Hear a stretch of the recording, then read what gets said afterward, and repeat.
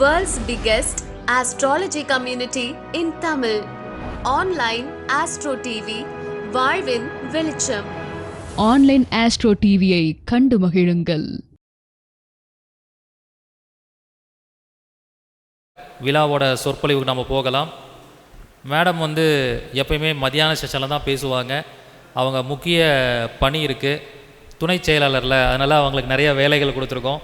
வெளியில் கிளம்புறனால அவங்க இப்போ சொற்பொழிவாற்ற இருக்கிறார்கள்.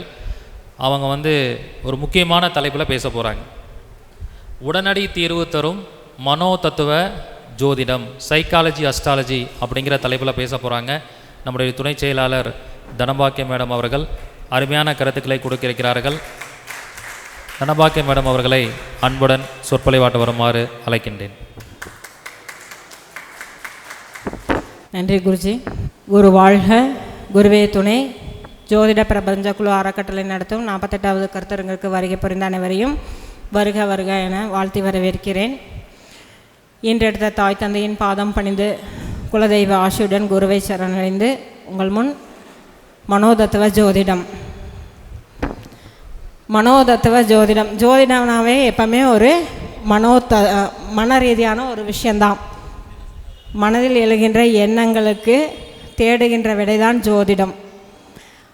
நம்ம மனசில் நமக்கு ஏதோ ஒரு விஷயம் நடக்கலைங்கும் போது எழுகின்ற சிக்கலுக்கு தீர்வு தேடி போய் ஜோதிடர்கிட்டவோ ஒரு டாக்டரேட்டையோ நாடும்போது கிடைக்கக்கூடிய விடை தான் நம்ம மனசு சந்தோஷப்படும்.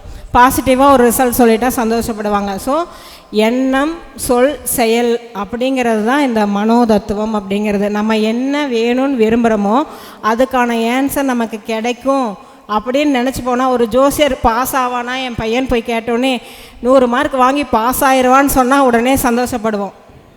டாக்டர்கிட்ட போகும்போது ஒரு இது எக்ஸ்ரே ஸ்கேனெல்லாம் இல்லாமல் ஒரே ஒரு இன்ஜெக்ஷன் போட்டு நோய் தீர்ந்துருன்னு சொன்னால் சந்தோஷப்படுவோமா? இல்லை ஒரு லிஸ்ட்டு கொடுத்து இந்த லிஸ்ட்டில் இருக்கிற எல்லா டெஸ்ட்டையும் எடுத்துகிட்டு வாங்க டாக்டர் சொன்னோன்னே நமக்கு சங்கடாயிரும். ஸோ அந்த மாதிரி ஜோதிடம் அப்படிங்கிறதும் ஒரு மன ரீதியான விஷயங்கள் தான். அப்போது இந்த ஜோதிடத்தை எப்படி நம்ம மனோதத்துவ முறையில் அணுகணும்? ஒரு ஜாதகர் நம்மக்கிட்ட வராங்க அப்படின்னாவே அவருக்கான தீர்வு எளிய முறையில் எப்படி தெரிஞ்சுக்கலான்னு சொல்லக்கூடியது தான் இந்த ஸ்பீச்சில் நான் சொல்ல போகிற விஷயம். நம்மளுடைய எண்ணத்தின் மூலமாக எழுகின்ற உணர்வுகளுக்கு தீர்வு தான். இப்போ ஒரு ஜாதகர் நம்மக்கிட்ட வராங்கன்னா அவங்க ஒரு ஜாதகம் பார்க்கத்தோடனே நம்ம கேட்குறது என்ன கேட்போம்? ராசி என்ன, நட்சத்திரம் என்ன, லக்னம் என்னன்னு கேட்போம். ஸோ லக்ன அடிப்படையில் கூறப்படுகிறது தான் இந்த மனோதத்துவ ஜோதிடம். பொதுவாகவே 12 ராசிகள் எல்லாத்துக்குமே தெரியும். மேஷம் முதல் மீனம் வரை இருக்கிற ராசிகள் எல்லாத்துக்குமே தெரியும். அப்போது ஒரு ராசி அப்படிங்கிறத பொதுவாக காலபுருஷ தத்துவத்தில் ராசியை 4 விதமாக பிரிச்சுருக்காங்க. ஒன்று தத்துவ அடிப்படையில் நிலம், நீர், நெருப்பு, காற்று அப்படின்னு சொல்லிட்டு பஞ்சபூத தத்துவ அடிப்படையில் இது பண்ணுறாங்க. அந்த ராசி கட்டம் ஆகாய தத்துவமாக இயங்குது அப்படிங்கிறது. அதுக்கப்புறம் சரம், ஸ்திரம், உபயம்னு சொல்லி பிரிச்சுருக்காங்க. அதுக்கப்புறம் பார்த்திங்கன்னா திரிகோணங்களாக பிரிச்சுருக்கோம். என்னென்ன திரிகோணங்கள்? தர்ம திரிகோணம், கர்ம திரிகோணம், காம திரிகோணம், மோஷ திரிகோணம். இதை சூட்சமமாக தெரிஞ்சுக்கிட்டாவே ஒருத்தரோட இந்த ஜாதகரோட குணாதிசயங்கள் இதுதான் அப்படின்னு நம்ம ஈஸியாக தெரிஞ்சுக்கலாம். இப்போ நம்மக்கிட்ட ஒரு ஜாதகர் வராரு அப்படின்னாவே அந்த ஜாதகரோட லக்னம் கண்டிப்பாக நம்ம பார்ப்போமா? லக்னத்தின் அடிப்படையில் தானே ஒரு செயலை சொல்லுவோம். லக்னத்தை வச்சு தான் 12 பாவங்களுக்கும் பலன் உரைக்கிறோம். அப்போ ஒரு லக்னம், அந்த இப்போ மேஷ லக்னம் உதாரணம் அப்படின்னா, மேஷ லக்னம் அப்படின்னு எடுத்துக்கிட்டால் அந்த லக்னத்தோட தன்மை என்னன்னு எல்லோரும் தெரிஞ்சு அந்த லக்னாதிபதி எந்த வீட்டில் நிற்கிறாருன்னு தெரிஞ்சுட்டு அதுக்கான பலன் சொன்னாவே போதும், அவருக்கான ஆன்சர் கிடச்சிரும். இப்போ ஒருத்தர் நம்மக்கிட்ட வராரு, நீண்ட நாளாக எனக்கு திருமணம் நடக்கலைன்னு வராரு. அப்போது பொதுவாக நீங்கள் எதை பார்ப்பீங்க? திருமணம்னா எடுத்தோடனே முதல்ல நம்ம பார்க்கக்கூடிய விஷயம் என்ன பார்ப்போம்? என்ன பார்ப்பாங்க? 7ஆம் இடம் பார்ப்போம். திருமணம் ஆகக்கூடிய தசா புத்தி அவருக்கு நடக்குதான்னு பார்ப்போம். திருமணத்துக்கு அந்த லக்னரை பொருத்தமானவரான்னு பார்ப்போம். அதுக்கப்புறம் அவருடைய 3, 7, 11 பாவங்கள் பார்ப்போம். அதுக்கப்புறம் முக்கியமாக களத்திரக்காரன் அவருக்கு நல்லா இருக்காரான்னு பார்ப்போம். இதெல்லாம் நார்மலாக பார்ப்போம். ஆனால் இந்த லக்னத்துக்கு திருமணம் வாய்ப்பு ஏன் தடைப்படுதுன்னு யாராவது பார்க்குறோமா? ஒருவேளை லக்னாதிபதி 7லேயே போய் நின்று 7ஆம் இடம் அவருக்கு சுபம் சரியில்லாமல் இருந்ததுன்னா அவருக்கு நம்ம வந்து திருமணம் அப்படிங்கிற விஷயத்தை பார்க்கும்போது அவரோட லக்னாதிபதி என்ன நட்சத்திரத்தில் நிற்கிறாரு, எந்த ராசியில் நிற்கிறாரு. நான் சொன்ன மாதிரி ஸ்திரமா, சரமா, உபயமா, நெருப்பு வீடா, நீர் வீடா, காற்று வீடா, இந்த மாதிரி தத்துவம் பார்க்கணும். திரிகோண பாவங்களில் என்ன பாவங்களில் நிற்கிதுன்னு பார்க்கணும். இதை பார்த்து தான் நம்ம பலன் இருக்கணும். பொதுவாகவே வந்து என்ன அப்படின்னா, இப்போ மேஷம், சிம்மம், தனுசு இது மூன்றும் என்ன தத்துவத்தில் செயல்படுதுங்க? நெருப்பு தத்துவம். அப்போ இவங்க கிட்ட என்ன மாதிரியான குணாதிசயங்கள் இருக்கும்? என்ன மாதிரியான? மேஷம், சிம்மம், தனுசு நெருப்பு தத்துவம்னு சொல்லிட்டோம். எந்த மாதிரியான குணாதிசயங்கள் இருக்கும் சொல்லுங்கள். வேகமாக செயல்படுறது இருக்கும், கொஞ்சம் சூடான பேச்சு இருக்கும் அவங்கக்கிட்ட, எதையும் சீக்கிரமாக முடிக்கணும்னு நினைப்பாங்க. இப்போ மேசராசி அப்படிங்கும்போது அவங்க என்ன பண்ண வேகம், செயல் வேகம் அதிகமாக இருக்கும். சிம்மம்னா என்ன பண்ணுவாங்க? ஆளுமை திறமையோட, ஆளுமை பண்போட தனக்கு கொடுத்த வேலையை சரியாக செய்யணும் அப்படின்னு. இந்த தனுசு இருக்குது பாருங்கள், தனுசு வந்து உபய ராசியாக இருக்கிறனால இப்படியும் இருக்கும் அப்படியும் இருக்கும். ரெண்டாவது அவங்க கொஞ்சம் பாவம் பார்ப்பாங்க, கோவத்தை கொஞ்சம் குறைச்சிக்கிட்டு சரி செயல் வேகம் இருக்கும், ஆளுமை திறமை இருக்கும், நிதானமாக செயல்படுவாங்க. அப்போ இந்த 3 ராசிகளில் ஒரு லக்னாதிபதி நின்னா நம்ம அவங்களுக்கு என்ன பலன் சொல்லலாம்? மேசத்தில் இருக்கும்போது நான் லக்னம் செயல்படலைன்னு வராங்கன்னா நீங்கள் கொஞ்சம் உங்களுடைய செயல்வேக திறனை ஆராய்ச்சி செய்து நிதானமாக செயல்படுங்கன்னு சொல்லலாம். சிம்மத்தில் இருக்கும்போது லக்னாதிபதி நன்றாக இருந்தால் ஆளுமை திறமையை வளப்படுத்திக்கோங்க. ஒருவேளை லக்னாதிபதி சரியில்லைங்கும்போது அந்த மாதிரி ஆளுமை திறனோடு இருக்கிறவங்களோட பயணிங்க. என்ன நட்சத்திரத்தில் இருக்கிறோ அந்த நட்சத்திரம் சார்ந்த விஷயங்களுக்கு வந்து தான தர்மங்கள் செய்யுங்க. தனுசில் இருக்கும்போது குருவின் தன்மையோடு இருங்க அப்படின்னு சொல்லி நம்ம சொல்லணும். இதுதான் ஜஸ்ட்டு பார்த்தோன்னே சொல்லக்கூடிய ஒரு விஷயம். இப்போ இந்த பாயிண்ட்டை பிடிச்சிட்டாவே ஒருத்தரோட மனசை நம்ம பிடிச்சிருவோமா? எண்ணம் தானே எல்லாமே வாழ்க்கை. உண்ணும் உணவு உடல் மட்டும் பாயும், எண்ணும் எண்ணம் எங்கெங்கும் பாயும்னு சொல்லுவாங்க. அப்போது ஃபஸ்ட்டு வந்த உடனே ஒரு ஜாதகர் வந்த உடனே அவருடைய ஜாதக லக்னம் என்னன்னு பார்த்துட்டு அவரோட கேரக்டரை நம்ம சொல்லி இப்படி தான் உங்கள் லக்னாதிபதி இருக்கார், இப்படி தான் நீங்கள் செயல்படுவீங்கன்னு சொன்னாவே மேக்ஸிமம் ரிசல்ட் கிடச்சிருமா? ஒருத்தர் குடும்பத்தில் ஒற்றுமையே இல்லாமல் இருக்கார், குடும்பம் வந்து அவருக்கு வந்து எப்போ பாரு குடும்பத்துக்காக அவர் குடும்பம் சார்ந்தே வாழ்கிறாரு, ஆனால் குடும்பத்தில் ஒற்றுமையில் குடும்பம் தன்னை சார்ந்து இருக்க மாட்டேங்கிறாங்க, தன்னை மதிக்க மாட்டேங்கிறாங்கன்னா ஃபஸ்ட் நம்ம அவருக்கு என்ன பார்ப்போம்? அவரோட லக்னாதிபதி எங்கே இருக்குன்னு பார்ப்போம். ரெண்டாவது 2ஆம் இடத்தை பார்ப்போமா? அப்போ 2ஆம் அதிபதி அப்படிங்கிறது தானே குடும்பம். குடும்பங்கிறது 2ஆம் வீடா? இப்போ 2ஆம் அதிபதி இந்த மாதிரி நான் சொன்ன மாதிரி சரம், சிரம், உபயமில் இருக்கா? நெருப்பு வீடா, நீர் வீடா, காற்று வீடான்னு நம்ம பார்க்கணும்.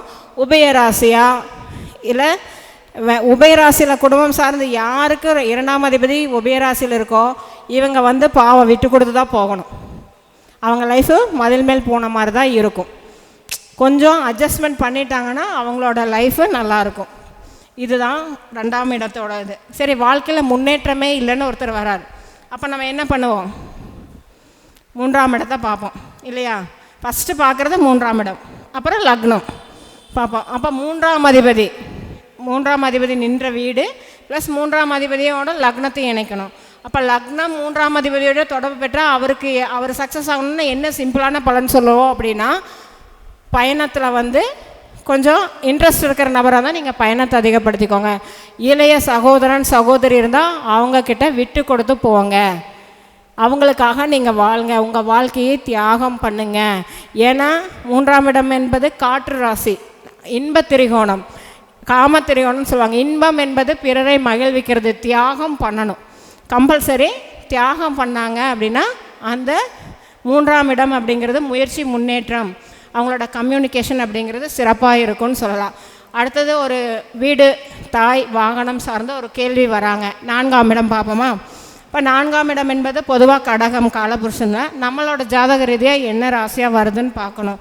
இப்போ 4ஆம் இடம் என்பது நிரந்தர வருமானத்தை சுட்டி காட்டக்கூடிய விஷயமும் 4ஆம் இடம் தான்.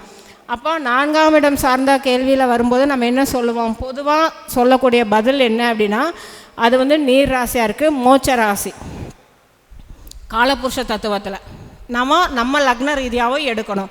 அப்போ முதல் செய்யக்கூடிய விஷயம் என்னென்னா, முதல்ல வந்து நீங்கள் யாருக்காக இருந்தாலும் உணவு தானத்தை செய்யுங்க. உங்களுக்கு தாய்மை கருணையோடு இருங்க அப்படின்னு சொல்லிட்டு அவங்களுக்கு நம்ம ஃபஸ்ட்டு அட்வைஸ் பண்ணணும். சரி இல்லைங்க, எனக்கு வீடு வாங்கினாமேல உயர்கல்வியில் வந்து பிரச்சனை இருக்குது, ஏதோ ஒன்று குறைகள் இருக்குது, வாகனங்கள் வந்து அமைய மாட்டேங்குது, இல்லை வாகன தொழிலில் சில பேர் செய்வாங்க, கட்டிட தொழில் செய்வாங்க. அப்போ இவங்களுக்கு வந்து நம்ம சொல்லக்கூடிய விஷயம் என்னவா இருக்கணும்னா, ஃபஸ்ட்டு நீங்கள் வந்து என்ன பண்ணணும்னா தியாகம் செய்யுங்க, பிறருக்காக வாழணும், விட்டு கொடுத்து போகணும் அப்படிங்கிற விஷயந்தான் அப்படிங்கிறது 4ஆம் இடம். அப்போ ஏற்கனவே 5ஆம் இடம் நம்ம பார்த்துட்டோம். தர்ம திரிகோணத்தில் வரக்கூடியது தான் 5ஆம் இடம் அப்படிங்கிறது. அப்போ 5ஆம் இடம் கேள்வினா என்ன வரும்? ஒருத்தருடைய மனநிலை சார்ந்த விஷயங்கள், விளையாட்டு சார்ந்த விஷயங்கள், குழந்தை சார்ந்த விஷயங்கள் வரும். அப்போ ஒருத்தர் குழந்தை இல்லைன்னு நம்மக்கிட்ட வரும்போது என்ன பார்ப்போம்? ஃபஸ்ட்டு லக்னம் ப்ளஸ் 5ஆம் இடம் பார்ப்போம். 5ஆம் அதிபதி 9ஆம் இடத்தையும் பார்க்கணும். எப்பவுமே திரிகோணங்களையும் நம்ம இணைச்சிக்கணும். அப்போ 9ஆம் இடம் பார்க்கும்போது நம்ம அது என்ன திரிகோணத்தில் வருதுன்னு ஃபஸ்ட்டு பார்க்கணும். தர்ம திரிகோணமா, கர்ம திரிகோணமா, காம திரிகோணமா, மோட்ச திரிகோணமா, அதுக்கேற்ற மாதிரி நம்ம வந்து அவங்களுக்கு ஆன்சர் பண்ணணும். அப்போ குழந்தை அப்படின்னாவே என்ன வரும்? குழந்தை பேருக்காக நம்மக்கிட்ட வராங்க அப்படின்னா காலபுருஷ தத்துவத்தில் சூரியன் இல்லையா, சிம்ம ராசி தானே. அப்போ முதல்ல வந்து தந்தை வழியில் என்ன பிரச்சனைகள் இருக்குது அப்படின்னு அனலைஸ் பண்ணணும். மூதாதையர் வழியில் ஏதாவது ப்ராப்ளம்ஸ் இருக்கா? ஏன்னா 5, 9 சம்மந்தப்படுறதுனால பூர்வ புண்ணியம், குலதெய்வம், இந்த விஷயத்தை அனலைஸ் பண்ணிவிட்டு அவங்களுக்கு அதுக்கப்புறம் நம்ம வந்து தெளிவாக அவங்களுக்கு என்ன பண்ணணும் அப்படின்னா மனோநிலை எப்படி இருக்கீங்க, முதல்ல உங்களுக்குள்ள ஒரு இன்பமான மனநிலையோடு இருக்கீங்களா? சில பேர் பார்ப்பாங்க குழந்தை பாக்கியம் இருக்காது. நம்மக்கிட்ட நிறையா வர கிளைண்ட்ஸே சொல்கிறது, இல்லைங்க நாங்கள் கோயிலுக்கு போனோம், ஜோதிடரை பார்த்தோம், டாக்டரை பார்த்தோம், ஆனால் அவங்களுக்கு மன ரீதியாக குழந்தை வேணுன்ற ஆசையே இருக்காது. அக்செப்ட் பண்ணால் தானே கிடைக்கும். பிரபஞ்சம் கொடுக்க தயாராக இருக்குது, நம்ம ரிசீவ் பண்ண தயாராக இருக்கணும் இல்லையா?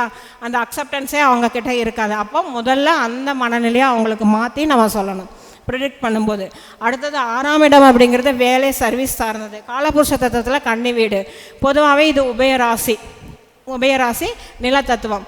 இவங்க ஸ்ட்ராங்காக இருப்பாங்க, பொதுவாக ஸ்ட்ராங்கான பர்சனாக இருப்பாங்க. சர்வீஸ் ஓரியன்ட் அப்படிங்கிற விஷயம் இருக்குது. வேலைன்னு வந்தாங்கன்னா முதல்ல பார்க்க வேண்டியது லக்னம், 6ஆம் இடம், கன்னி வீடு. கன்னியில் என்ன கிரகம் இருக்குதுன்னு பார்க்கணும். அப்போ இதுக்கான விஷயங்கள் வந்து நீங்கள் அவங்களுக்கு எடுத்துரைச்சு அதுக்கான பலன் கொடுக்கணும். ஒருவேளை எனக்கு வேலையே அமைய மாட்டேங்குது, பிரச்சனையாகவே இருக்குதுன்னு சொல்கிறாங்க அப்படின்னா சிம்பிள். 6ஆம் இடம் என்னங்க? கடன், நோய், வம்பு, வழக்கு. அப்போது இது சார்ந்த பிரச்சனைகளுக்கு உரியவங்களுக்கு நீங்கள் தீர்வு செய்யுங்க. ஒரு சர்வீஸ் பண்ணுங்கள். யாராவது கடனில் இருக்காங்க அப்படின்னா அவங்களுக்கு அந்த கடன் அடைக்கிறதுக்கான வழிமுறைகள் சொல்லிக் கொடுங்க. நோயாளி இருக்காங்க அப்படின்னு சொன்னால் நோயாளிக்கு உதவி செய்யுங்க. 6ஆம் இடம் என்பது போட்டித் தேர்வுகள் அப்படின்னு சொல்லலாம். அப்போ போட்டித் தேர்வில் இப்போ நிறைய குழந்தைங்க நீட் எக்ஸாம் எழுதுகிறாங்க, டிஎன்பிசி எழுதுகிறாங்க, ஐஏஎஸ் ஐபிஎஸ் கேட்டகரி கூட ட்ரை பண்ணி எக்ஸாம் எழுதுகிறாங்க. அந்த மாதிரி இருக்கக்கூடிய குழந்தைகளுக்கு உதவி செய்யணும். வயிறு சார்ந்த உபாதைகள் இருக்கிறவங்களுக்கு அந்த பிரச்சனைக்கான தீர்வுகள் கொடுக்கணும் நம்ம அப்படிங்கிறது தான். 7ஆம் இடம் என்பது கலத்திரஸ்தானம். அது மட்டுமா? கலத்திரஸ்தானம்னு சொல்கிறோம், தாம்பத்தியம் அதெல்லாம் உறவுகளில் கணவன் மனைவி அப்படிங்கிறோம், மேலும் பாலிய நண்பர்கள். ஆனால் வியாபாரம் அப்படிங்கிற ஒரு விஷயம் இருக்குது, வாடிக்கையாளர்னு ஒரு விஷயம் இருக்குது. நமக்கு நிறைய வாடிக்கையாளர் இன்க்ரீஸ் பண்ணணும் அப்படின்னா அந்த 7ஆம் அதிபதி எந்த ராசியில் நிற்கிறார் அப்படின்னு சொல்லிட்டு ஃபஸ்ட்டு அதான விஷயங்கள் பார்க்கணும். இதே தான், அதே சேம் என்ன திரிகோணம், என்ன தத்துவம், என்ன ராசி அப்படிங்கிற விஷயத்தை எடுத்துக்கிட்டு அப்போ அவங்களுக்கு வந்து அதில் சக்ஸஸ் பண்ணணும் அப்படின்னா அந்த 7ஆம் அதிபதியில் நீங்கள் சக்ஸஸ் பண்ணணுன்னா நிறைய ஃப்ரெண்ட்ஸ்க்காக சாக்ரிஃபைசிங் பண்ணணும், நண்பர்களுக்காக, வாடிக்கையாளர்கள் தியாகம் செய்யணும். 7ஆம் இடம் வந்து நமக்கு நல்லா சக்ஸஸ் ஆகணும், தியாகம் செய்யணும் பிறருக்காக, பிறரோட இன்பத்துக்காக தான் இவங்க அப்படிங்கிற மாதிரி. ஒருவேளை லக்னாதிபதியே 7ல் போய் இருந்துட்டாருன்னா இவங்க பிறருக்காக வாழ்கிறவங்க தான். அப்படி இவங்க வாழ்க்கையை அர்ப்பணிச்சிட்டாங்கன்னா இவங்களுக்கு லைஃப் ஸ்டைல் நல்லாயிருக்கும், லைஃப்பில் நிறைய சக்ஸஸ் வரும். கிஃப்ட் அப்படிங்கிறது 7ஆம் இடம். அப்போ நிறைய கிஃப்ட் வாங்கி, பொதுவாக காலபுருஷ தத்துவத்தில் அது துலாம் வீடு. அப்போ பெண்கள், சின்ன குழந்தைங்க எல்லாமே சுக்கிரனோட ஆதிக்கம் இல்லையா? அப்போ சின்ன குழந்தைகளுக்கெல்லாம் கிஃப்ட் தரலாம். பெண்களுக்கு, பொதுவாக நண்பர்களுக்கு இப்போ கிஃப்ட் கொடுத்தாவே சந்தோஷப்படுவாங்க. ஒரு சாதாரண இப்போ நன்றின்னு ஒரு விஷயம் நம்ம சொல்கிறோம், அதுவே ஒரு கிஃப்ட் மாதிரி தானே, ஒரு பாராட்டு அப்படிங்கிறது அது தானே. நமக்கு நிறைய வாடிக்கையாளர்கள் வேணும், நமக்கு வாழ்க்கையில் நம்ம நிறைய ஜெயிக்கணும்னு நினச்சாவே நம்ம வந்து என்ன பண்ணணும் அப்படின்னா நிறையா கிஃப்ட் கொடுக்கணும். என்ன மேடம் பரிகாரம் கேட்டால் செலவு வைக்கிறீங்க அப்படின்னா, கிஃப்ட்டுங்கிறது பொருள் மட்டுமே கிடையாது, ஒரு மனிதன் நல்லா இருக்கணும்னு நம்ம வாழ்த்துறக்கூடாது, அது கூட gift. ஏன்னா அந்த வாழ்த்துற அளவுக்கு நமக்கு தகுதி இறைவன் கொடுத்துருக்கான். அப்போ பிரபஞ்சம் கொடுத்த ஒரு ஆசீர்வாதம் தானே நமக்கு. அப்போ நம்ம ஒருத்தரை வாழ்த்துற அளவுக்கு இருக்கிறோன்னா நம்மளை நிறைய பேர் வாழ்த்துவாங்க இல்லையா? அப்போ அந்த நிறைய விஷயம் நமக்கு 7ஆம் இடம் ஸ்ட்ராங் ஆகணும். 7ஆம் இடம் நம்ம லக்னாதிபதி 7ல் இருக்காருனாவே மன ரீதியாக நம்ம யாரெல்லாம் வாழ்த்துறோமோ, யாருக்கெல்லாம் நன்றி சொல்கிறோமோ, நம்ம முதல்ல இந்த யூனிவர்ஸுக்கு சொல்லணும், நம்ம பேரண்ட்ஸுக்கு சொல்லணும், நம்ம கூட பயணிக்கிறவங்களுக்கு சொல்லணும். அப்போ நமக்கு 7ஆம் இடம் சிறப்பாக இயங்கும். நீங்கள் நல்லாவே யோசிச்சு பாருங்கள். எந்த வீட்லையாவது கணவன் மனைவி பிரச்சனை இருக்குது, இல்லை வாடிக்கையாளர் பிரச்சனை இருக்குது, எனக்கு வந்து வாடிக்கையாளரே வரமாட்டேங்கிறாங்க, வியாபாரம் சக்ஸஸ் ஆக மாட்டேங்குதுன்னு நினைங்க, இந்த மாதிரி வாழ்த்தி பழகுங்க, கண்டிப்பாக சக்ஸஸ் ஆகும். இப்போ சிறு வியாபாரிகள் அப்படின்னு சொல்லக்கூடியது இந்த ரோட்டோர கடையில் இருக்கிறவங்க எல்லாமே 7ஆம் இடம் சார்ந்து வரும். ஒரு ஒன்றும் இல்லை, சாதாரண ஒரு ஆப்பிள் ஒரு பழமுதிர் நிலையத்தில் போய் 150 ரூபா கொடுத்து வாங்குவீங்க. என்ன பில்லு போட்டிருக்கான், அதை உள்ளே அழுகி இருக்கா நல்லா இருக்கானால பார்க்கவே முடியாது. ஆனால் ஒரு ரோட்டோர கடையில் நின்று பேரம் பேசுவோம், 10 ரூபாய்க்கு பேரம் பேசி நின்றுருப்போம், காருக்கு வந்து 500 ரூபா செலவு பண்ணி வந்திருப்போம். ஸோ இந்த மாதிரி பண்ணாமல் 10 ரூபா சொல்கிற பொருளுக்கு 20 ரூபா கொடுத்து நீங்கள் வாங்குங்க, அவங்க மனசு சந்தோஷப்படும்.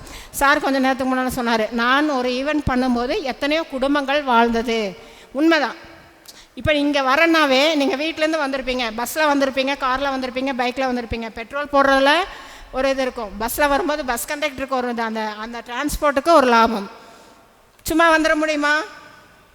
ட்ரெஸ்ஸு அயன் பண்ண கொடுத்துருப்போம், அதை அயன் பண்ணுறவனுக்கு ஒரு இது இல்லை, நம்ம வீட்லேயே அயன் பண்ணாலும் எலக்ட்ரிசிட்டிக்கு ஒரு லாபம். ஒரு டிஃபன் போய் கடையில் சாப்பிட்ருப்போம், அந்த ஹோட்டலுக்காரனுக்கு லாபமோ, நம்மளால் பிறர் வந்து இன்பமாக இருக்கிறாரு அப்படி. அதுதான் இன்ப திரிகோணத்தில் அந்த 7ஆம் பாவத்தை வச்சாங்க. ஏன் 7ஆம் பாவத்தை கொண்டு போய் வேறு திரிகோணத்தில் வச்சுருக்கலாம் இல்லையா? ஸோ பிறருக்கு இன்பமாக நாம் என்னெல்லாம் செய்ய முடியும், பிறர் மகிழ்ச்சிக்காக நாம் எப்படியெல்லாம் தியாகம் பண்ணி வாழ்கிறோமோ அப்போ நம்மளோட வாழ்க்கை மிகவும் நன்றாகவும் சந்தோஷமாகவும் இருக்கும், நமக்கு தேவையானதை பிரபஞ்சம் கொடுக்கும் அப்படிங்கிறது தான் அந்த இது. இப்போ யாருக்கு மெயின் ரீசன் 7ஆம் பாவம் திருமணம் ஆகலைன்னு தான் நிறைய நம்மக்கிட்ட வருவாங்க. வாடிக்கையாளர் வரல, வியாபாரம் சரியாக இல்லைன்னு வருவாங்க. எல்லோரும் பிஸ்னஸ்னால் 10ஆம் பாவம் தான் நினச்சிட்டு இருப்போம். வேலையில் வருமானம் வரலைனாலும் 10ஆம் பாவம் 6ஆம் பாவம் தான் நினச்சிட்டு இருப்போம், 2ஆம் பாவம் தான். இந்த 7 இதை இயக்க ஆரம்பிச்சிங்கனாவே உங்களுக்கு எல்லா விதத்துலேயும் சக்ஸஸ் ஆகும். அடுத்தது 8னாவே எல்லோரும் என்ன சொல்லுவாங்க, கஷ்டம், பிரச்சனை, அவமானம், சங்கடங்கள் அப்படின்னு சொல்லுவாங்க. லக்னாதிபதி போய் 8ல் இருந்துட்டால் அவன் எப்போ பாரு சங்கடத்தோடு தான் இருப்பார், கஷ்டப்படுவார், அவமானப்பட்டுகிட்டே இருப்பார். அது கிடையாது. எதிர்பாராத அதிர்ஷ்டங்கள் தன்னை தேடி வரும், ஆராய்ச்சியில் இருப்பார். இப்போ நம்ம வீடியார் சாருக்கெல்லாம் 8ஆம் பாவம் ஸ்ட்ராங்காக வேலை செய்யும், தெரியும். இல்லைன்னா ஒரு புக் எழுத முடியாது, இவ்வளோ வகுப்புகள் போட்டிருக்க முடியாது. கிட்டத்தட்ட 150 வகுப்புக்கு மேலே போட்டிருக்காரு. அவர் பிஇ கோல்டு மெடலிஸ்ட்டு. ஆனால் ஜோதிடத்தில் இவ்வளோ தூரம் ஆராய்ச்சி செஞ்சு படிக்கணுன்றது இல்லையா? அப்போ அந்த 8ஆம் பாவம் இயங்கினா மட்டும்தான் அது நடக்கும். அப்போ 8னாவே எல்லாம் பயந்துக்க தேவையே கிடையாது. அப்போ அந்த 8ஆம் பாவத்தை இயக்கணும் அப்படின்னா நம்ம முக்கியமான விஷயம் என்னென்னா தன்னை அறிதல் அப்படிங்கிறது ஒன்று வேணும். ஏன், எதற்கு, எப்படி, இப்படி கேள்வி கேட்டோம்னாவே நிறையா விஷயம் நமக்கு சக்ஸஸ் ஆகும். எந்தக்காகவே இப்போ ஜோதிடர்கிட்ட போகிறீங்க, டாக்டர்கிட்ட போகிறீங்க, ஒரு ப்ரிஸ்கிரிப்ஷன் எழுதி கொடுக்குறாரு, ஒரு மெடிசன் கொடுத்துட்றாரு, உடனே நம்ம வாங்கி சாப்பிட்றோமா? எத்தனை நாளில் இது சரியாகும், எப்படி சரியாகும், காலையில் சாப்பிட்றதா, மத்தியானம் சாப்பிட்றதா, நைட்டு, இத்தனை கேள்வி கேட்குறோமா இல்லையா? ஜோசியர் ஒரு பரிகாரம் சொல்லிட்டா கண்மூடித்தனமாக பண்ணுறோமா? கிடையாது இல்லையா? அந்த கோயிலில் ஏன் போய் பண்ணணும்? அதுலேயும் வந்து சிவனுக்கு பண்ணணுமா, பெருமாளுக்கு பண்ணணுமா, அம்பாளுக்கு பண்ணணுமா? இந்த மாதிரி கேள்வி கேட்குறோமா இல்லையா? அப்போது நமக்கு ஒரு பிரச்சனைனா ஃபஸ்ட்டு நம்மளே கேள்வி கேட்டுக்கணும். முதல்ல தன்னை அறிதல் வேணும். நம்ம ஏன், எதற்குன்னு கேள்வி கேட்க ஆரம்பிச்சினாவே நம்ம 8ஆம் பாவத்தை ஈஸியாக ஜெயிக்கலாம். எல்லோரும் கஷ்டம், எனக்கு 8ஆம் இடத்துல திசை, அஷ்டம சனி. யாரெல்லாம் சிம்ம லக்னம், சிம்ம ராசி யாருமே இல்லையா? தப்பிச்சிட்டிங்க. சரி, கடகராசி, கடகலக்னம் போன 2 வருஷம் பாரு அனுபவம் நிறைய இருந்திருக்கும். அப்போ இந்த மாதிரி அஷ்டம சனி வருது, அஷ்டமத்தில் குரு வருது, அஷ்டமத்தில் ராகு வருது, பயப்படாதீங்க. உட்காந்து தியானம் பண்ணுங்கள், உங்களை நீங்களே ஆராய்ச்சி செய்யுங்க. பொதுவாக காலபுருஷ தத்துவத்தில் 8ஆம் வீடு எதுங்க? விருச்சிகம், நீர் ராசி இல்லையா? கழிவு பாதைன்னு சொல்லக்கூடியது. அப்போ பொதுவாக 8ஆம் இடத்துக்கு நம்ம என்ன சொல்லுவோம்? கழிவறையை சுத்தம் செய்கிறது சொல்லுவோம். கழிப்பறை சுத்தம் செய்பவர்கள் தூய்மை பணியாளர்களுக்கு உதவி செய்வோம். நம்ம வீட்டு பாத்ரூமை கழுவணும். கழுவி வச்ச பாத்ரூம்லேயே குற்றம் கண்டுபிடிக்கிறவங்க நம்ம எங்கே போய் கழுவுவோம்? அப்போ யாருக்கெல்லாம் அஷ்டமஸ்தானம் சரியில்லை, எனக்கு 8ஆம் இடம்ல லக்னம் பொதுவாக 9 கிரகங்களும் டிரான்சிஸ்ட்லேயும் 12 பாவங்களையும் டச் பண்ணுமா இல்லையா? இப்போ லக்னாதிபதியும் சந்திரனாகவே இருக்குது, கடக லக்னத்தில் பிறந்திருக்கீங்க. அப்போ கண்டிப்பாக 8வது ராசியில் ஒரு நாள் போய் தானே ஆவார். அப்போ அந்த நாளில் செய்யுங்க. புதன் செவ்வாய் இதெல்லாமே இந்த மாத கிரகங்கள், வருட கிரகங்களை தவிர அனைத்துமே ஒவ்வொரு மாதமும் பயணிக்கும். சூரியன் வந்து மாதம் பயணிக்கும். அப்போ அதை செய்யுங்க. எனக்கு எப்போ பாரு பிரச்சனை, என்ன எழுச்சிகளால் பிரச்சனை, உணர்வு ரீதியான பிரச்சனை, சீக்கிரம் உணர்ச்சி வசப்படுற, எப்போவுமே லோன்லி ஃபீல் இருக்கேன், மன ரீதியான பாதிப்புகள் இருக்குது, எதுக்கு எடுத்தாலும் என்ன சொல்கிற மனசோர்வு, இந்த மாதிரி இருக்கிறவங்கெல்லாம் பாத்ரூமை கழுவுங்க, ஈஸியாக முடிஞ்சு போயிடும். குளிக்கணும் உடனே. மனசு சோர்வடையுதுனாவே முதல்ல போய் ஃபஸ்ட்டு குளிச்சுருங்க. சிம்பிளான விஷயம். ஒரு சின்ன வாக் போங்க, ஒரு சின்ன வாக், இல்லை உங்களால் முடியும்னா ஒரு சின்ன ட்ரைவு, ஒரு டீ கடைக்கு போய் டீ சாப்பிட்றது, இந்த மாதிரி பண்ணிங்கனாவே உங்கள் மனசு ரிலாக்ஸ் ஆயிரும். அடுத்தது 9ஆம் பாவம், பூர்வ புண்ணியமா, தந்தை அதிர்ஷ்டம் இல்லையா? பூர்வ புண்ணியம் தந்தை இதெல்லாம் விட்டுருங்க. நமக்கு ஏற்படக்கூடிய அதிர்ஷ்டம், உயர்கல்வி சொல்லலாம், வெளிநாட்டு பிரயாணத்துக்கும் இதை நம்ம சொல்லலாம். அப்போ இதை நம்ம நல்லபடியாக ஸ்ட்ராங் பண்ணோன்னா என்ன பண்ணலாம்? என்ன பண்ணலாம் சொல்லுங்கள். நானே பேசிட்டு இருந்தால் நீங்கள் எப்படி இங்கே வந்து பேசுறது?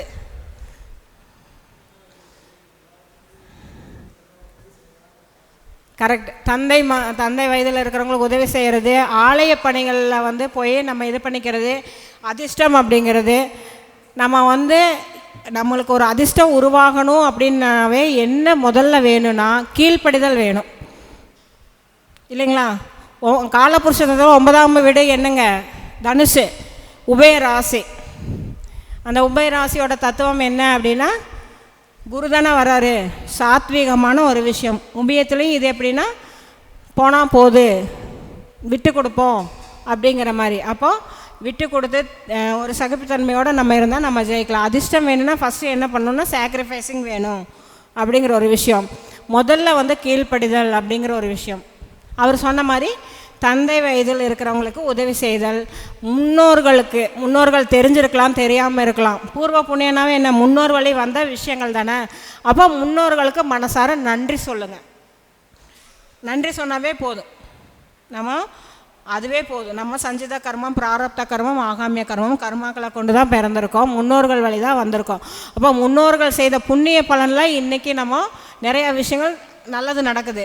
அவர்கள் செய்த ஏதோ ஒரு கர்ம பலன் சரியில்லைங்கும் போது நமக்கு கெடுதல் நடக்கும். அந்த கெடுதல் நடக்காமல் இருக்கிறதுக்கு முன்னோர்களோட ஆசீர்வாதம் கிடைக்கணும்னு சொல்லிட்டு ப்ரேயர் பண்ணுங்கள். ப்ரேயர் பண்ணாவே நமக்கு அதிர்ஷ்டங்கிறது தானாக கிடைக்கும். அடுத்தது கர்மஸ்தானம், தொழில் இல்லையா? தொழில், கர்ம, மாமியார். ஒரு மாமியார் எல்லாரும் சொல்கிற கம்ப்ளைண்ட் இன்றைக்கி, ஆண் பெண் இருவருமே, எனக்கு மாமியார் சரியில்லை. ஏன் நீங்கள் அவங்க சரியில்லைன்னு நினைக்கிறீங்க? நாம் அவங்களுக்கு ஈக்குவலாக சரியாக மாறணும்னு நினைங்க. தொழில் செய்கிறீங்க, பெரிய முதலாளியாக இருக்கீங்க, எனக்கு தொழிலாளர் சரியில்லைன்னு சொல்லி தொழிலை விட்டு வந்துடுவீங்களா? அப்புறம் எப்படி மாமியார் சரியில்லைன்னா மட்டும் தனி கொடுத்தனம் போயிடுறீங்க? அப்போ நமக்கு வருமானம் வருதுன்னா என்ன வேணால் அட்ஜஸ்ட்மெண்ட் பண்ணிக்கிறோம், வருமானம் இல்லைங்கும் போது அட்ஜஸ்ட்மெண்ட் பண்ணிக்க முடியலை. அப்போ தொழில் நல்லா வளம் பெறணும், 10ஆம் இடம் நல்லா இருக்கணும், இல்லை லக்னாதிபதி 10ல் இருக்கார் அப்படின்னு சொல்லும்போதோ, இல்லை ஒரு தசாநாதன் புத்திநாதன் 10ஆம் இடத்துல இருக்காரோ அப்படின்னா ஃபஸ்ட்டு அட்ஜஸ்ட்மெண்ட் வேணும். அது என்ன வீடாக நமக்கு வருதுங்க? காலபுருஷ தத்துவத்தில் நில வீடு மகரமாக வருது, சரராசியாக வருது. அப்போ நம்ம இயங்கிக் கொண்டே இருக்கணும். சரத்தோட தத்துவம் என்னென்னா இயக்கம். அப்போ நில தத்துவம் அப்படின்னா என்ன? ஃபஸ்ட்டு உணவு தானம் நம்ம சொல்லிடுவோம். அப்போ எந்த ஒரு விஷயத்துலையும் ஸ்ட்ராங் டெசிஷனில் இருக்கணும்.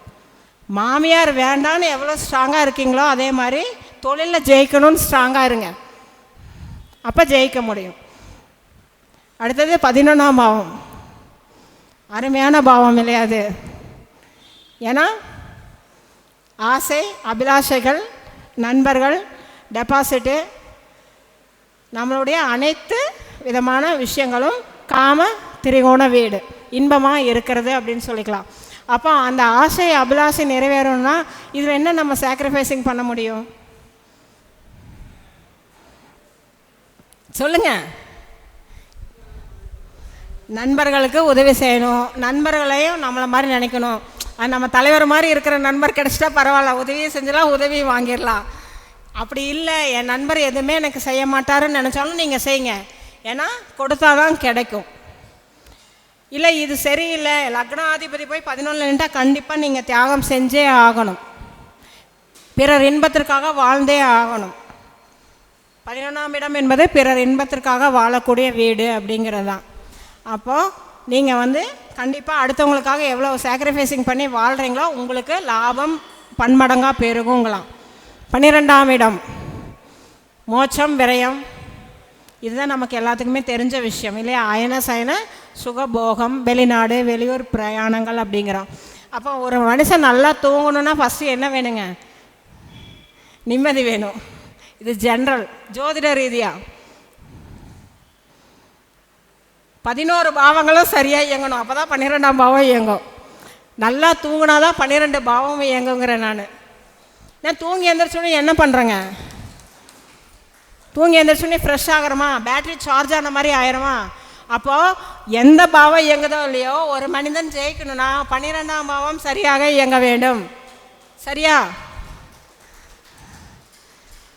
அப்போ ஒரு மனிதனுக்கு தூக்கம் அப்படிங்கிறது ரொம்ப முக்கியம். அயன சயன சுக போகம் அப்படின்னு அதுக்காக தான் வச்சுருக்காங்க. அயனம் என்றால் கடந்து செல்லுதல், சயனம் என்றால் தூங்குதல், சுகத்தை அனுபவிப்பது, போகத்தை அனுபவிக்கக்கூடியது, அனைத்துமே 12. அனைத்து விஷயம் ஒரு லக்னம் தலை முதல் கால் வரை அனைத்திலுமே 12 பாவங்கள். இன்சான் உடம்புக்கு தலையே பிரதானம் மாதிரி லக்னம் தான் ஒரு ஜாதகருக்கு பிரதானம். அந்த ஜாதகர் சரியாக இயங்க வேண்டுமா தூக்கம் கண்டிப்பாக வேணும். எல்லோரும் சொல்லுவாங்க 12ஆம் இடத்துல தசை நடக்குது அப்படின்னு. பயப்படாதீங்க. 12ஆம் இடத்துல தசையோ புத்தியோ நடந்தாலும் சரி, காலபுருஷ தத்துவத்தில் 12ஆம் இடத்துல ஒருத்தருக்கு தசை புத்தி நடந்தாலும் சரி, நீங்கள் நல்லா செலவு பண்ணுங்கள். யாருக்கெல்லாம் உங்களுக்கு பிடிச்சவங்களுக்காக நீங்கள் நல்லா செலவு பண்ணுங்கள். ஏன்னா அது மோட்ச வீடு இல்லையா? மோட்சம்ங்கிறது என்ன? எக்ஸ்ட்ரீம் லெவல் நமக்கு கிடைக்கக்கூடிய பேரின்பம் இல்லையா?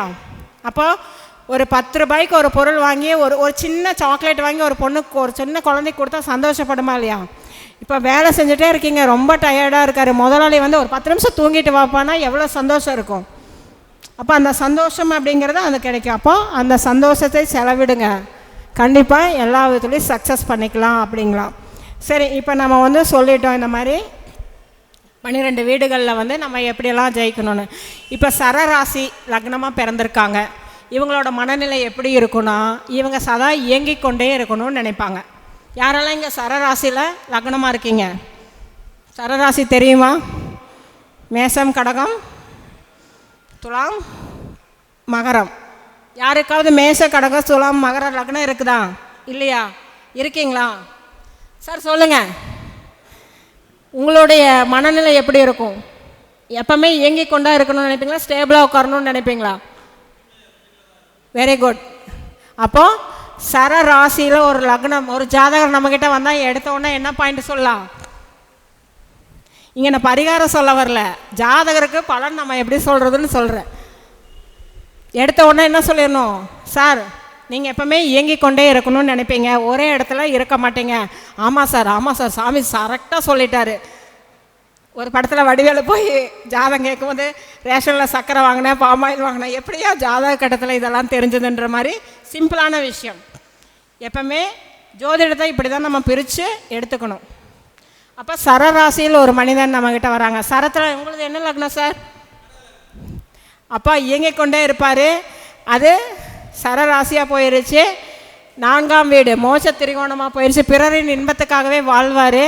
அதுக்கடுத்தது பார்த்தீங்கன்னா தாய்மை உணர்வு இருக்கும், எளிதில் உணர்ச்சி வசப்படக்கூடியவர். சரியா சார்? 100% கரெக்டுன்றார். அடுத்தது யார் சரராசி சொன்னீங்க? உங்களுடைய என்ன லக்னம்? மகர ராசி. இவங்க தான் பயங்கரமான ஆளுங்க. நிலத்தில் இருக்காரா நீரில் இருக்காரான்னு தெரியாத மாதிரி ஒரு தத்துவம். சரராசி இயக்கமாகவே இருக்கும், ஆனால் தனக்குள்ளேயே தன்னுடைய வலியும் வேதனையும் தனக்குள்ளேயே வைத்துக்கொண்டு பிறருக்காக, அது நிலத்தத்துவம். தன்னுடைய இப்போ தனக்கே சாப்பாடு இல்லைனாலும் பிறருக்கு சாப்பாடு வேணும்னு நினச்சாருன்னா எங்கிருந்தாலும் வாங்கி கொடுத்துருவார். ஒருத்தங்க ஒரு கட்டளை இட்டாங்கன்னா டெடிக்கேஷனாக செய்வாங்க. தன்னுடைய வலி வேதனை யாருக்கும் சொல்ல மாட்டாங்க. கரெக்டாக சார்? கரெக்டானு சொல்லணும். தேங்க்யூ. அடுத்தது சரலக்னம் யார் இருக்கீங்க? நெக்ஸ்ட்டு ஸ்திர லக்னம் ரிஷபம். யாரெல்லாம் இருக்கீங்க? ரிஷப லக்னம் யாரும் இல்லையா? ஐயா, நீங்கள் குடும்பம்னே இருப்பீங்க. குடும்பத்துக்காக உழைக்கக்கூடிய ஆள். எல்லோரும் ஒற்றுமையாக இருக்கணும்னு நினைப்பீங்க. உணவு பிரியர். உணவின் மீது ஆர்வம். உணவுக்காக எப்படி வேணால் செலவிடலாம்னு நினைப்பீங்க. கரெக்டாக? கரெக்டுன்றார். கரெக்டுனா கை தட்டணும். நானே கேட்டு வாங்கிறதா இருக்குது. அடுத்து சிம்ம லக்னம். இப்போ பேசுகிறது மனோதத்துவ ஜோதிடம். நான் பேசி இன்ட்ராக்ட் பண்ணி நீங்கள் பதில் சொன்னால் தான் நான் சொல்கிறது கரெக்டானு தெரியும். மைக்கை பிடிச்சி பேசிட்டு போனால் என்ன தெரியும்? சிம்ம லக்னம் யார் இருக்கீங்க? ஓகே. நீங்கள் எதுலேயும் முதன்மை பண்பாக இருக்கணும்னு நினைப்பீங்க. எங்கே போனாலும் முதல் மரியாதை கிடைக்கணும்னு நினைப்பீங்க. குழந்தை தன்மை அதிகமாக இருக்கும். விளையாட்டு தன்மை அதிகமாக இருக்கும். காதல் பிரியர். காதல் கவிதைகள் எழுதுவீங்க. சரியா? என்ன மேடம் இப்படி எல்லாத்தையும் உண்மையை சொல்லிட்டீங்க அப்படிங்கிறீங்களா? கரெக்டா? கரெக்டுன்னு சொல்லிட்டாரு. இப்படி தான் நம்ம ஜோதிடம் ஒருத்தர் வந்தோடனே அவங்களுடைய மனசை நம்ம அனலைஸ் பண்ணணும் அப்படிங்கிறது. அடுத்த ஸ்திர லக்னம் விருச்சிகம். விருச்சிக லக்னம் எதையும் ஆராய்ச்சி அனைத்து விஷயத்தையும் உள்ளடக்கிடுவாங்க. பார்த்த நிமிஷத்தில் ஒருத்தரை எடை போட்டுருவாங்க. நான் இவங்க இப்படி தான் சொல்லிவிட்டு அனலைஸ் பண்ணி சொல்ல மாட்டாங்க. பிடிவாத குணம் ஜாஸ்தியாக இருக்கும். தான் எடுத்துக்கொண்ட விஷயங்களை வெற்றியாளராக மாறுறக்க எந்த நிலையிலும் ஸ்டபானாக இருப்பாங்க. கரெக்டா சார்? கரெக்டுன்னா கை தட்டணும்.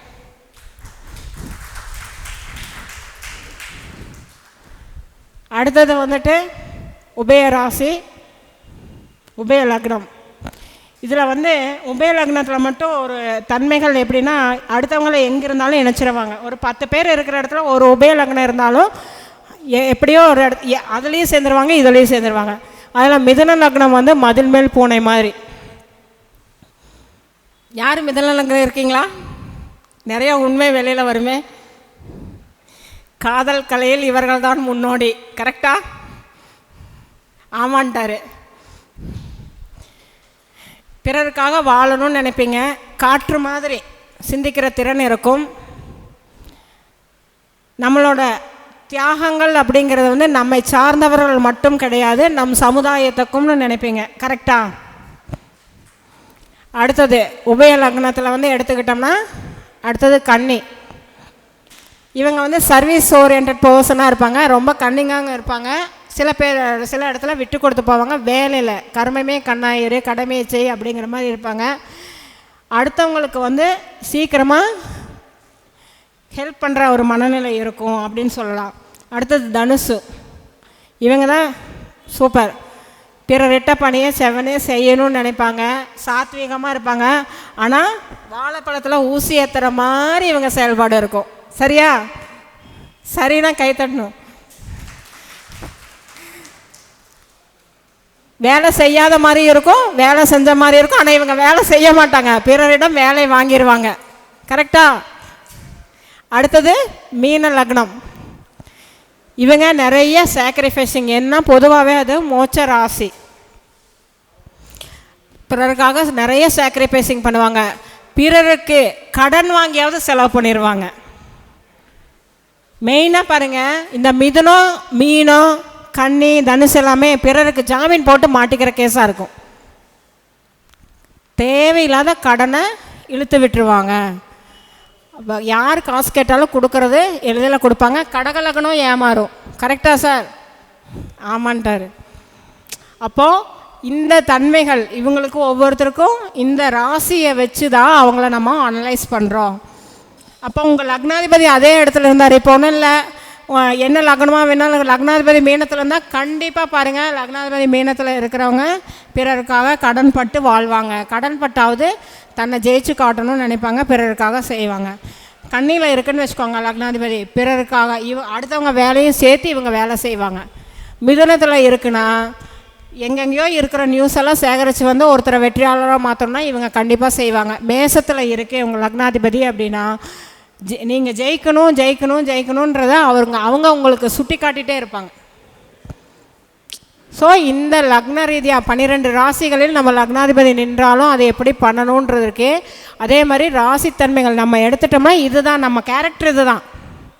இதை புரிஞ்சுக்கிட்டாவே இதில் என்ன ப்ளஸ்ஸு மைனஸ்ன்னு சக்ஸஸ் பண்ணிக்கலாம். அவர் பக்காவாக தனுஷ் லக்னம் நிறைய கேரக்டரிஸ்டிக்ஸ் இருக்குது, சூப்பராக நிறையா விஷயம் இருக்குது. ஆனால் வேலை வாங்குறதுல அவங்கள மாதிரி இருக்க முடியாது.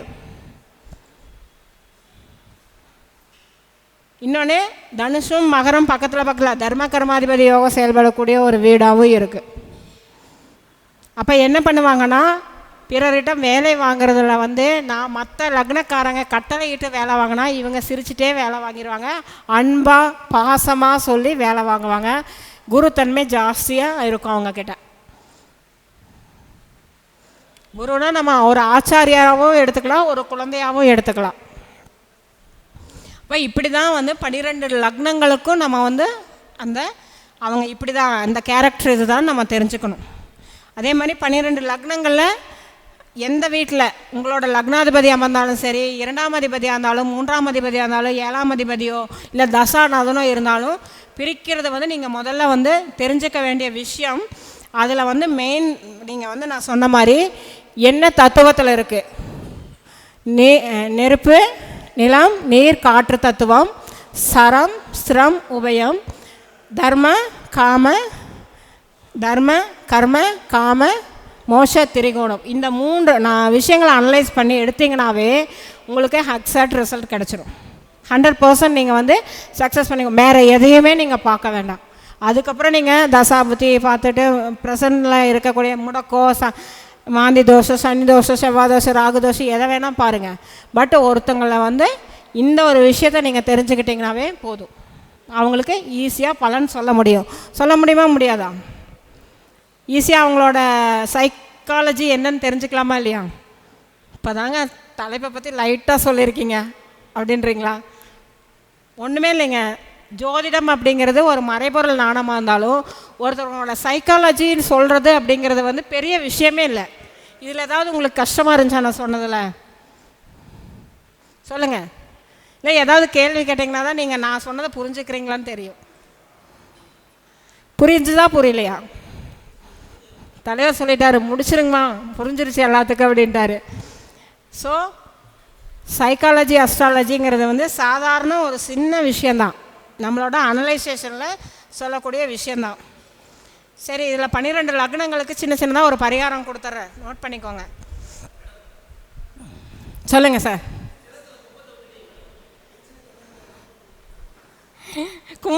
நீங்கள் கும்ப லக்னமா? சிரம் கும்பம்ன்றதுக்கு ஏதாவது ஒரு மாறுபாடு? ஒரு கும்பம் அப்படிங்கிறது என்னங்க? நிலையான விஷயம், வரவேற்கிற விஷயம் இல்லையா? கும்பம் இருக்கிற இடத்துலலாம் என்ன இருக்குங்க? மரியாதை இருக்குது. அதுக்கு எதுக்குங்க சொல்லணும்? கும்பம் அப்படிங்கிறதும் காற்று ராசி தத்துவத்தில் வருது. இவங்க எல்லா விஷயத்தையும் எளிதில் புரிஞ்சுக்குவாங்க. இந்த கும்பத்தில் ஒரு கிரகம் இருந்து தசாபுத்தி நடத்தினாலும் சரி, லக்னாதிபதி இருந்தாலும் சரி, இவங்க போகிற இடம்லாம் செல்வாக்கு கிடைக்கும், எங்கேயும் தலை வணங்கி போகணும். ஆனால் சாக்ரிஃபைஸிங் ரொம்ப முக்கியம். ஏன்னா அது இன்ப திரிகோணம். இவர் இன்பமாக இருக்கிறவர்களே இவரை சுற்றி இருக்கிறவங்களாம் இன்பமாக இருப்பாங்க, விட்டு கொடுத்து போயே ஆகணும். கும்பலக்னத்தில் கேட்டு பாருங்களேன், ஒரு சின்னதாவது ஒரு சின்ன விஷயம். ஏன்னா லக்னாதிபதி யாருங்க? அதுக்கு சனி வேற. அங்கே நேர்மை நியாயம் தர்மம் பேசுனாங்கன்னா ஜெயிக்க முடியாது, விட்டு கொடுத்து போயே ஆகணும். கரெக்டா? இது கேட்காமே இருந்திருக்கலாம் அப்படின்றீங்களா? பொதுவாக அது காற்று ராசி தத்துவம் இல்லையா? அப்போ காற்று ராசி சார்ந்த விஷயங்களை இயக்கினாவே போதும். அதுக்கப்புறம் பார்த்துங்க, நான் 12 லக்னங்களுக்கு பரிகாரம் சொல்லிடுறேன், நோட் பண்ணிக்கோங்க.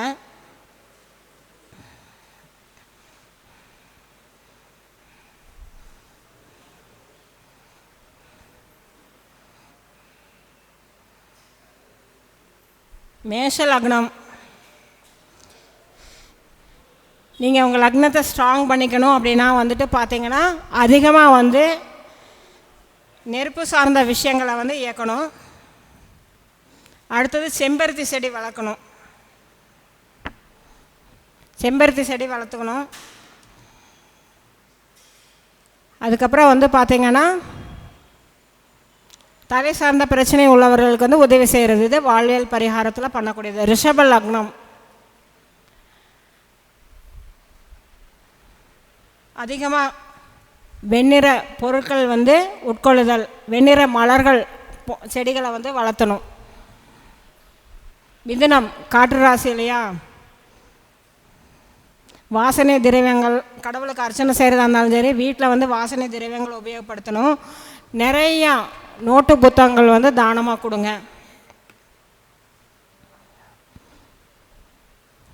கடகம் நீர் சார்ந்த விஷயங்கள், ஆடை தானம் நிறைய செய்யுங்க.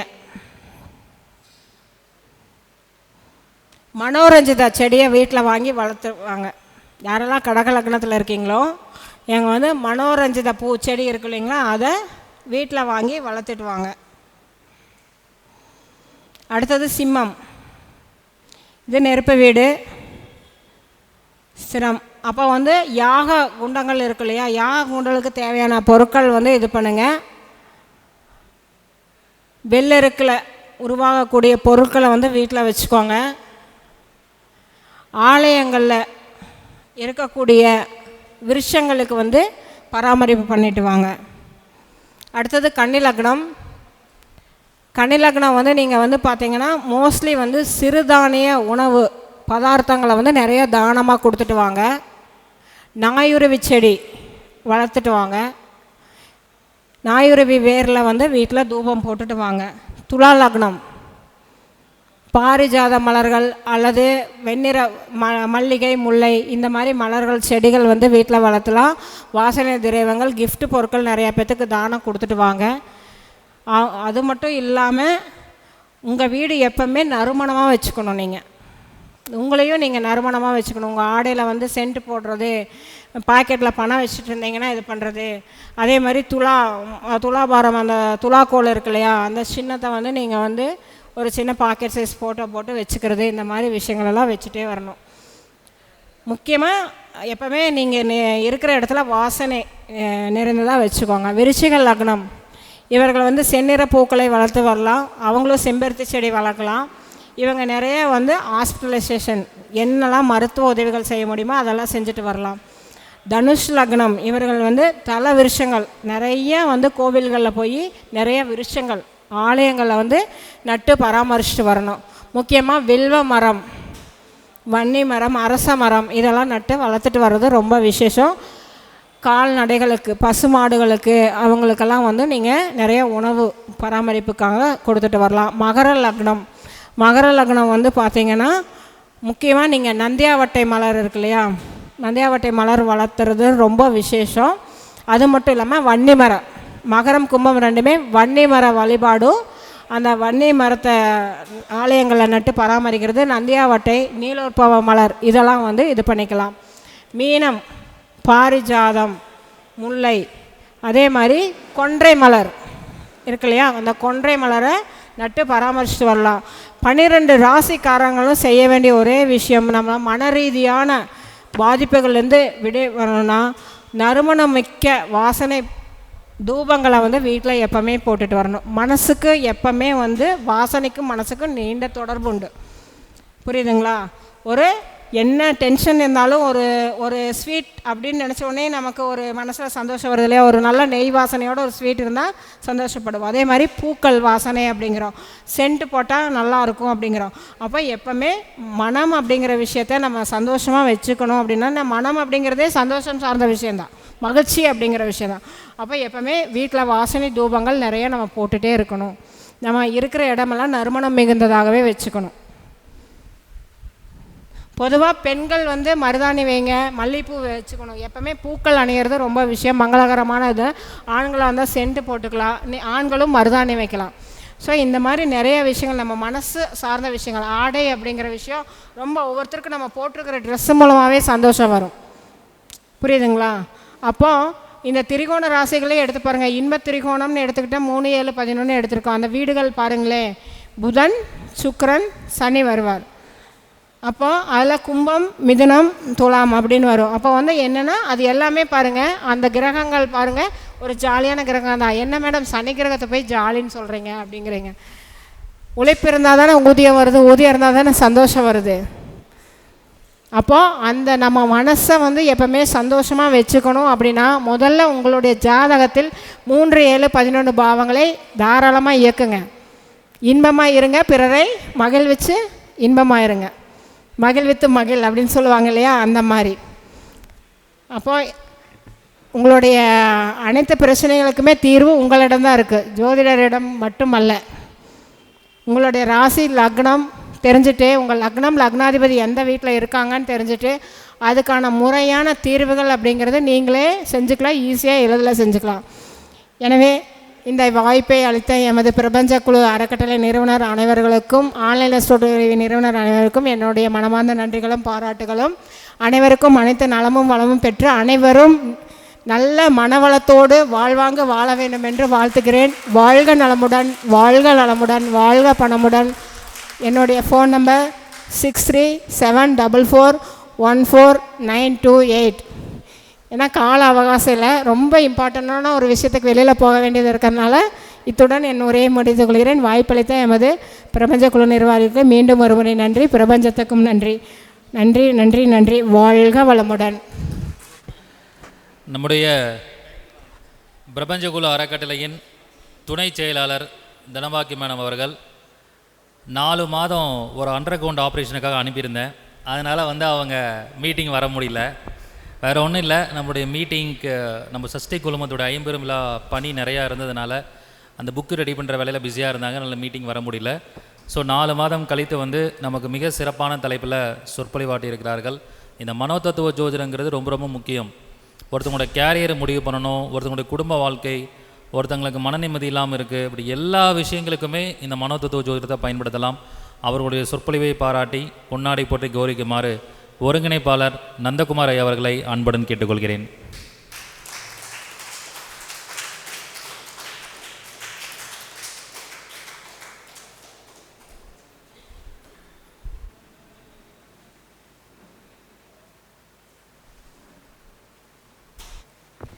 அதாவது தலைப்பு என்னன்னு நான் இங்கே வந்து தான் தலைவர்கிட்ட கேட்டேன்.